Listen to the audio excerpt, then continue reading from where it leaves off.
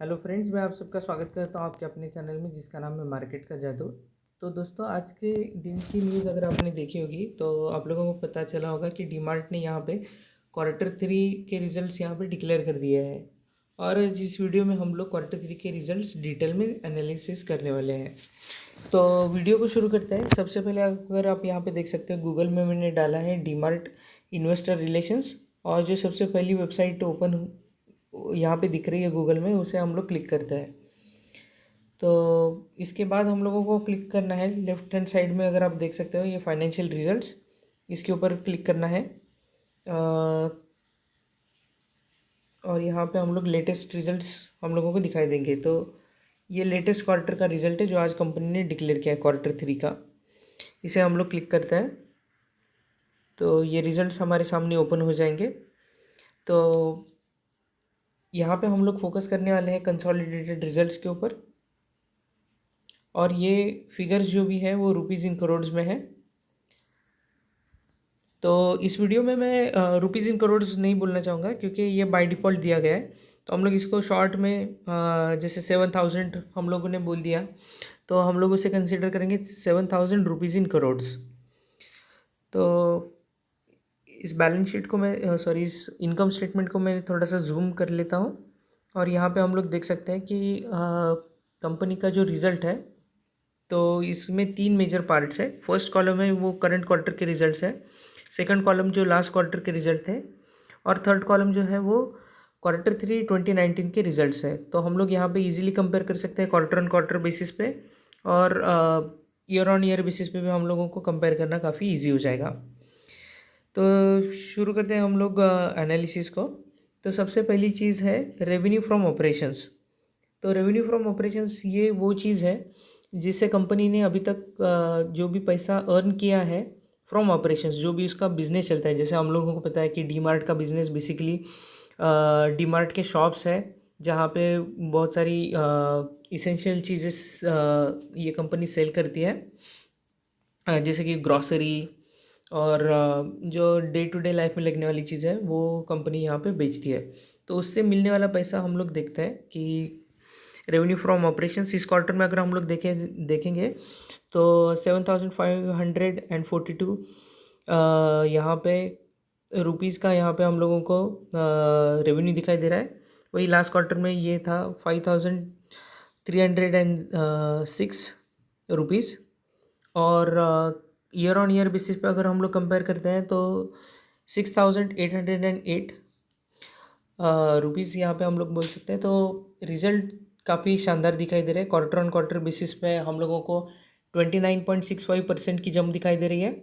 वही year on year basis पे 9.72% का यहाँ पे हम लोगों को इंक्रीज होते हुए रेवेन्यू दिखाई दे रहा है।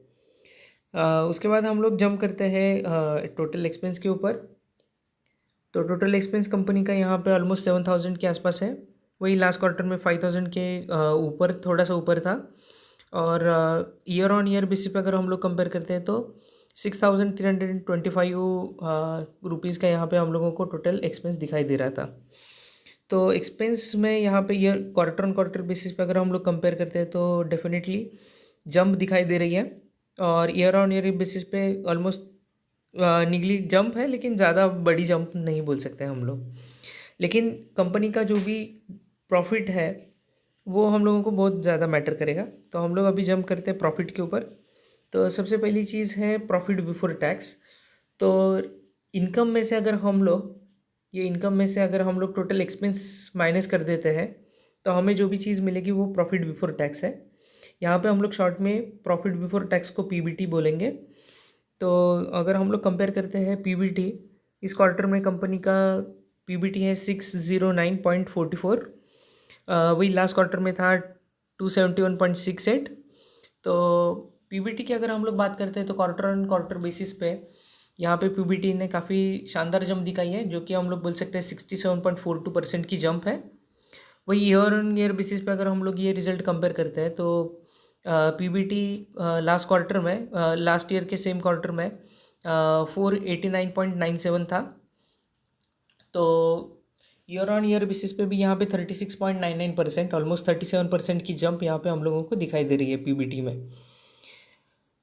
उसके बाद अगर हम लोग देखते हैं कंपनी का नेट प्रॉफिट आफ्टर टैक्स, तो यहाँ पे मैं हाईलाइट कर देता हूँ इस चीज़ को।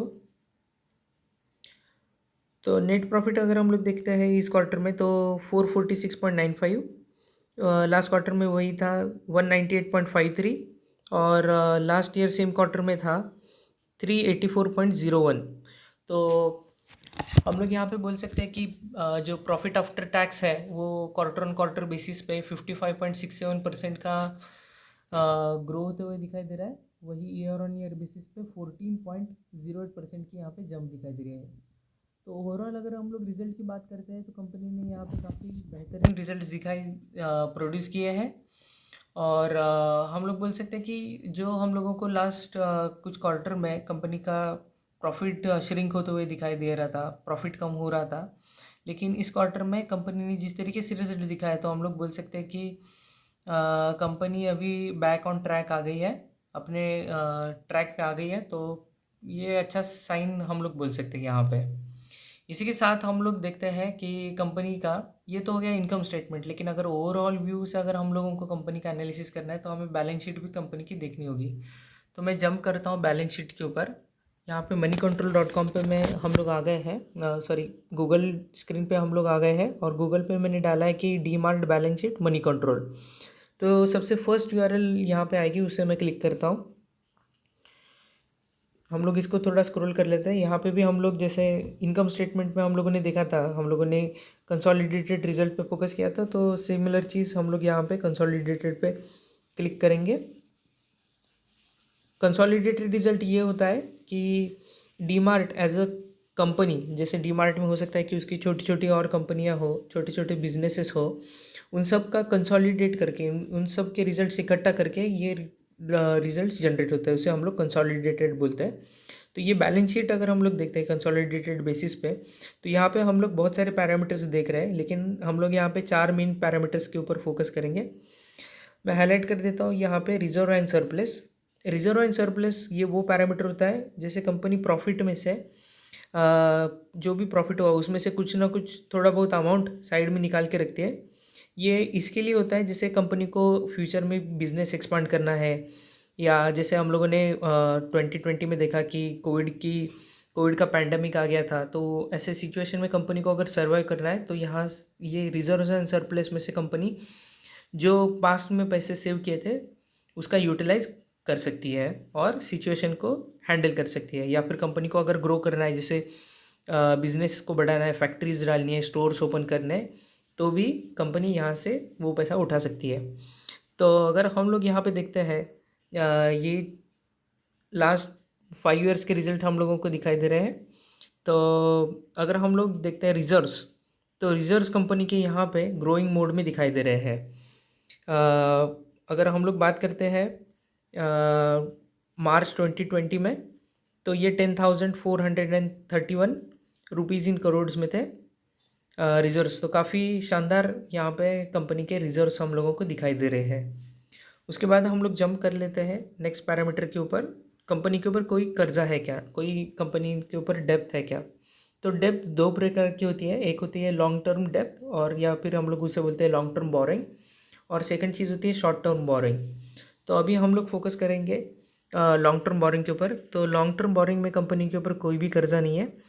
अगर लास्ट ईयर में हम लोग देखते हैं, मतलब लास्ट टू लास्ट ईयर 2019, मार्च 2019 में कंपनी के ऊपर 125 रुपीज़ इन करोड़ का कर्जा था, जो कि कंपनी ने मार्च 2020 में नील कर दिया है। तो लॉन्ग टर्म बोरिंग कंपनी के ऊपर कुछ है नहीं। अगर हम लोग शॉर्ट टर्म बोरिंग की बात करते हैं तो ये पैरामीटर मैं हाईलाइट कर देता हूँ, और ये रिसेंट हम लोगों के पास जो डेटा अवेलेबल है मार्च 20 का, तो वहाँ पे कंपनी के ऊपर जस्ट 3.73 करोड़ का कर्जा था, जो कि काफ़ी सिग्निफिकेंटली कंपनी ने रिड्यूस किया है ये कर्जा। जैसे कि आप यहाँ पे देख सकते हो, मार्च 2019 में 304.15 करोड़ का यहाँ पे कंपनी के ऊपर कर्जा था, तो घट के काफ़ी कंपनी ने कम कर दिया है। उसके बाद नेक्स्ट इम्पॉर्टेंट पैरामीटर है हम लोगों को देखने का कि कंपनी के पास कितना कैश अवेलेबल है। तो कैश एंड कैश इक्विवेलेंट्स, तो कंपनी के पास 107.88 रुपीज़ इन करोड्स का यहाँ पे कैश अवेलेबल है, जो कि काफ़ी शानदार कैश हम लोग यहाँ पे बोल सकते हैं। तो अगर देखा जाएगा तो जो शॉर्ट टर्म में जो हम लोगों को कर्जा दिखाई दे रहा था 3.73 करोड्स का, तो कंपनी के पास जिस तरीके का कैश अवेलेबल है, तो हम लोग यहाँ पे बोल सकते हैं कि वर्चुअली कंपनी डेब्ट फ्री है यहाँ पे।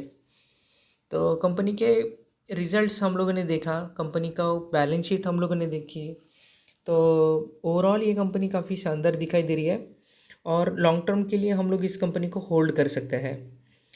यहाँ पे मैं एक चीज़ सजेस्ट करना चाहूँगा कि शॉर्ट टर्म में कुछ भी हो सकता है, मार्केट में ऑपरेटर होते हैं या फिर मार्केट में अलग अलग सिचुएशंस आती है, कोई भी न्यूज़ आ गई तो शेयर प्राइस जो है वो डाउन हो सकता है। शेयर प्राइस कंपनी का परफॉर्मेंस इंडिकेट नहीं करता है शॉर्ट रन में, लेकिन अगर लॉन्ग टर्म की अगर हम लोग बात करते हैं तो डेफिनेटली जिस तरीके से कंपनी का हम लोगों को परफॉर्मेंस दिखाई दे रहा है और जिस तरीके से कंपनी की बैलेंस शीट्स है, तो उस तरीके से हम लोग बोल सकते हैं कि कंपनी लॉन्ग टर्म के लिए काफ़ी शानदार यहाँ पे हम लोगों को दिखाई दे रही है। अगर मैं मेरी स्ट्रैटेजी की बात करूँगा तो मेरे पास करेंटली डीमैट का डीमैट का डीमार्ट का एक भी शेयर मेरे पास नहीं है। लेकिन मैं वेट कर रहा था क्वार्टर थ्री के रिजल्ट्स का, तो क्वार्टर थ्री के रिजल्ट्स मुझे यहाँ पे काफ़ी सेटिस्फैक्ट्री दिखाई दे रहे हैं। तो ऑब्वियसली मैं नेक्स्ट वीक में इस कंपनी में इन्वेस्ट करने का डेफिनेटली सोचूंगा। ज़्यादा अमाउंट में इन्वेस्ट नहीं करना चाहूँगा इनिशियली, थोड़ा थोड़ा चंक्स में मैं यहाँ पे पैसे इन्वेस्ट करूँगा। जैसे कंपनी, मैंने बोला है कि कंपनी का जो शेयर प्राइस है वो हो सकता है कि कभी डाउन हो जाए शॉर्ट टर्म में या अप हो जाए, तो मैं वेट करूँगा कि कंपनी में अगर थोड़े बहुत मतलब 4% 5% का अगर डिप आ जाता है, तो यहाँ पे मैं छोटे छोटे अमाउंट्स में शेयर्स बाय करना शुरू कर दूँगा। और यहाँ पे एक डिस्क्लेमर मैं देना चाहूँगा कि इस वीडियो में जो भी मैंने ओपिनियन दिया है वो एजुकेशनल पर्पज़ के लिए है, और अगर आपको इस कंपनी में इन्वेस्ट करना है तो आप आपके साइड से इस कंपनी का एनालिसिस ज़रूर कीजिए, और अगर आपका फाइनेंशियल एडवाइज़र होगा तो उससे कंसल्ट करके आप डेफिनेटली इन्वेस्टिंग डिसीजन ले सकते हो। Thank you for watching this video and see you again. Bye.